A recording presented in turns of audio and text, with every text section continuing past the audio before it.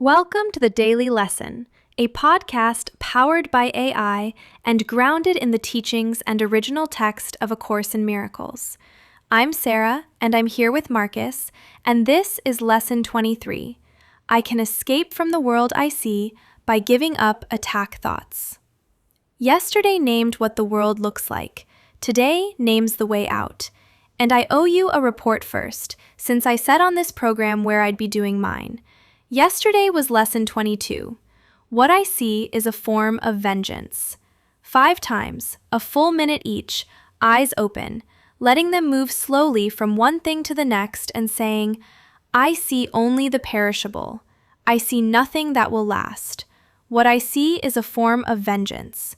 I did 4 at stoplights and 1 at the sink. And I spent an entire period arguing with the bumper of the car in front of me about whether it counted. Did it win? It did not answer, which I took as a concession. I took the sink, as advertised. 5 periods, a minute each. And the first thing I looked at was grease on a frying pan, which made the perishable part easy. Here's my finding, and I'm not proud of it. Yesterday you said the lesson includes bodies, not only objects. A kitchen sink at 9 at night contains no bodies whatsoever. I picked the one room in the building where the hard half of the assignment could not come up. You found the loophole and then reported yourself for it. I did the 4 I was owed and 1 I wasn't. Seemed like the honest correction. That's more than the assignment asked of you. And going looking for the easy room and then handing me the evidence anyway is the part that lands us where today starts. Yesterday described the world. Today names its cause. And the only exit it says will work. Let me read Lesson 23 in full. Lesson 23. I can escape from the world I see by giving up attack thoughts.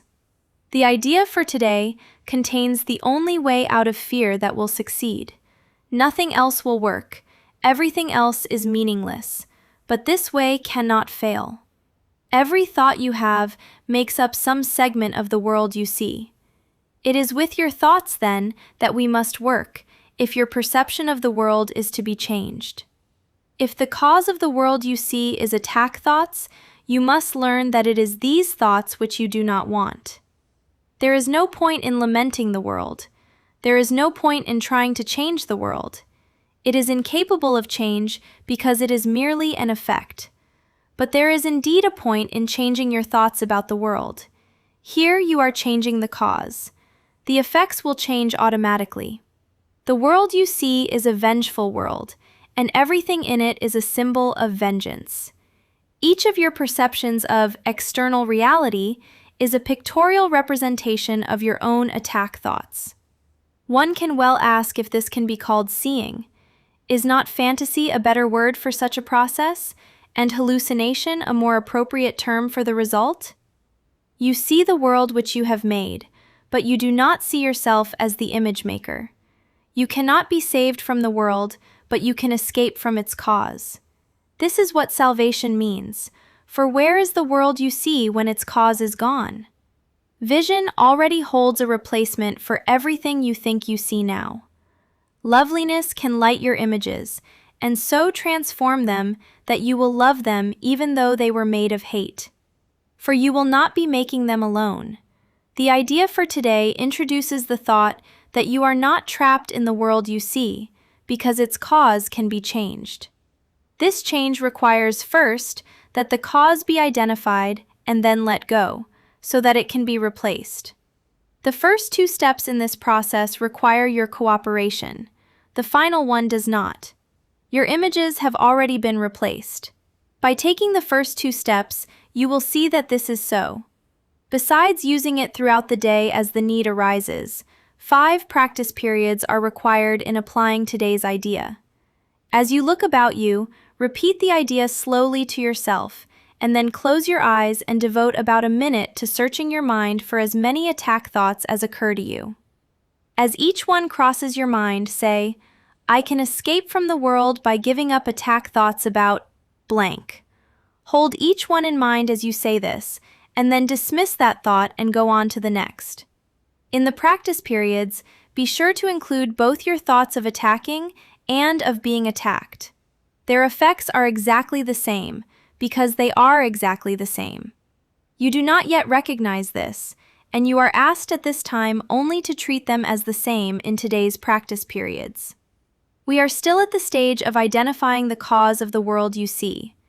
When you finally realize that thoughts of attack and of being attacked are not different, you will be ready to let the cause go. The second paragraph is an engineering principle, and a good one. The world is an effect. There is no point in trying to change an effect. You go to the cause. That's the whole argument. Said out loud, that sounds like an instruction to do nothing.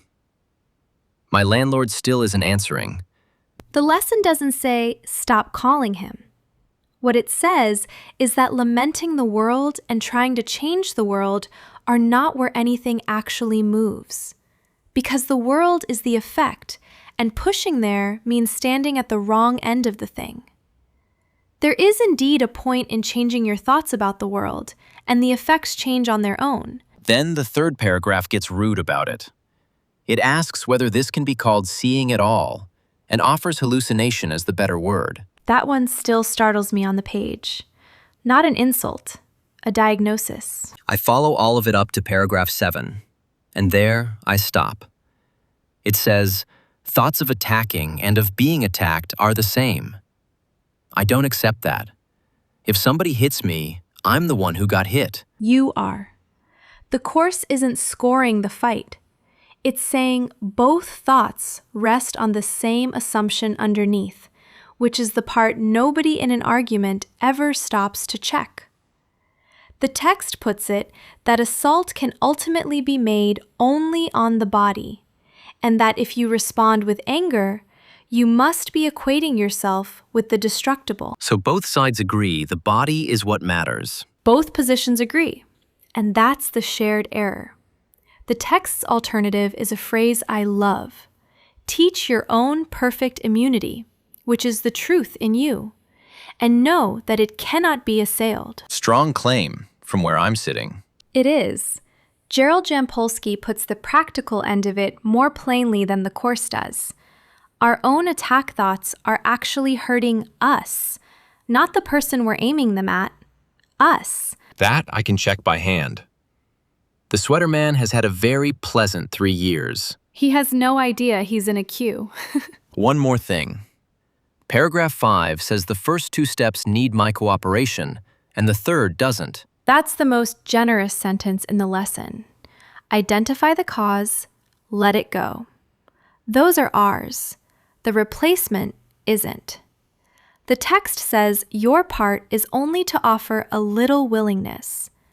My son asked me to hold the ladder this morning and did the rest himself. Then give me the sequence. 5 practice periods plus the idea through the day as the need arises.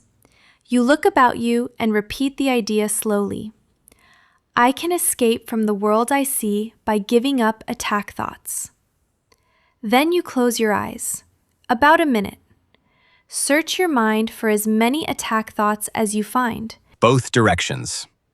The lesson is firm about that, and for each one you find, you say, I can escape from the world by giving up attack thoughts about blank, with the actual thing in the blank. Hold it in mind as you say it. And when the same one keeps arriving first? I have experience there. The lesson answers that. Dismiss that thought and go on to the next. It doesn't ask you to resolve it or win it. Just let it go and take the next one. Dismiss and continue. I can do that. 5 periods today, about a minute each, both directions, and the line as often as you need it. I can escape from the world I see by giving up attack thoughts. Lesson 24 tomorrow. I'll find a room with people in it.